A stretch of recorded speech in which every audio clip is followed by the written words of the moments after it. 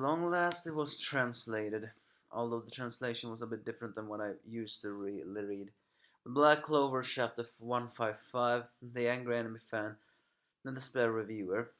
Juno does indeed seem to be in the control of it all. As Asta and him begins to argue, Belle immediately says that they look similar, the little fairy, but of course Asta and Juno just tells her to shut up. Man, she gets no respect at all, but then again she's a bit clingy. I have to say though that this manga chapter once again did not have finished art. Please, manga author, do not go on a break now, not on an arc like this. At least do it until this arc is finished, so we won't end in despair.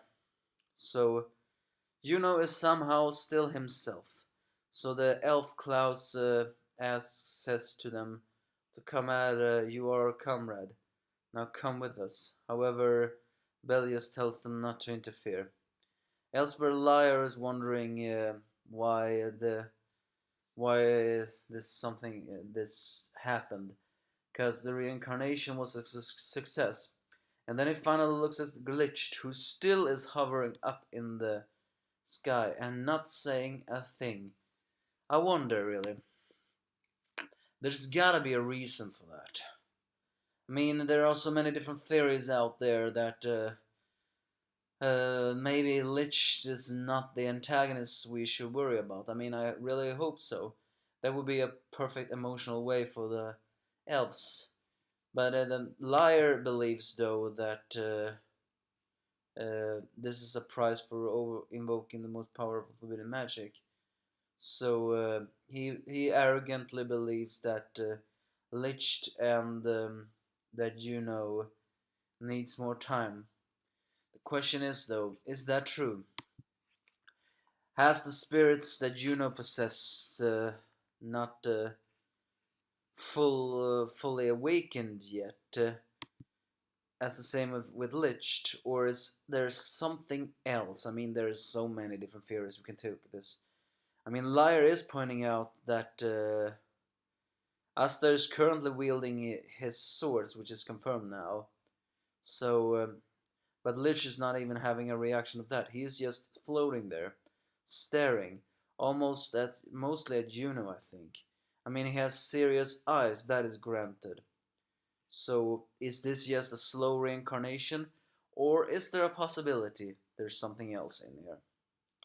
So, well, Juno steps forward and says that the true souls lie dormant within their bodies, meaning that they are asleep and the elves are currently hosting the bodies. As Asta put Mimosa down, Juno realizes that he is indeed also has something inside of himself. But however, he declares himself as Juno, a magic knight of the Clover Kingdom. As Elf Klaus just says that this is a strong-willed human. He believes that he has not awakened, so existing with humans is harmful, and they will kill the ones behind him. However, Juno immediately stops their attacks, as it says that those bodies belong to my superiors. Get out of them. As they keep on fighting, Juno says to Asta to take it easy. Of course, Asta being Asta do not like that, and says that I will fight alongside you. So the Elf Klaus and Elf Hammon uses their combination magic to create a fortress of many different things. So as both Asta and Juno are taunting each other about this and that, they enter their one-winged angel form. It's worth noting that there's a symbolism here. I don't exactly know what kind of symbolism, but it's a symbolism for me nonetheless. When Asta enters his black wing form, or Black Asta as, who called it? Let's see if I'm thinking this right. I think so. Then Asta's right side is covered, including with a wing. However, when Juno enters his one-winged angel form, it is on his left side that is covered. Basically, it's almost like those religious motives. What did you call them? the devil and angel teaming up. I mean, technically, angels are not so saintful in many different religious myths. However, it almost looks like that. Angel and devil are now one entity or something like that. I don't know why I'm feeling this way, but this symbolizes something. I don't know what it is for me though. As they charge against the possessed elves and they crush their magic, and says they will not lose to them. The rivals teaming up now for real. This will get exciting.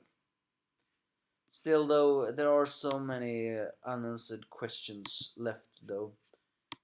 If confirmed, it is still him inside that body. So, how is that possible? Well, we don't know. There are many different theories. I mean, you guys have all seen that very good YouTube reviewer Pale Ranger, right? I think he made a theory that something about I could have been wrong. Sorry about that. I mean, when I'm saying wrong, if I'm saying this theory wrong, I'm sorry about that. But I think he made a theory about Juno is perhaps himself, because the child of Tita and Lich is reincarnated into Juno, and since that was just a baby, then technically it doesn't have its own personality or something like that. I could be wrong, but it's a very good theory. Check it out. But yeah, I mean, I too have always wondered that is definitely connected to the elves, some one way or another. And but did he? But if it's not like that, did he truly just suppress the elf with the willpower alone? And again, also the fact that Lich still hasn't done anything. He's just floating there, almost like a zombie. Is he floating like a zombie because it's sorry, what Liar is saying, that the ritual is not done yet, or is he just floating there because he wants to watch? I mean, there's so many different theories you can pull up there. If he was just watching, then maybe he is just watching because he wants to see. I mean, Asta and Juno wants to free their possessed seniors. Wouldn't surprise me if Lich there actually knows how to do it. But we'll see, won't we? We will see. It's basically this chapter. All in all, a very solid action one.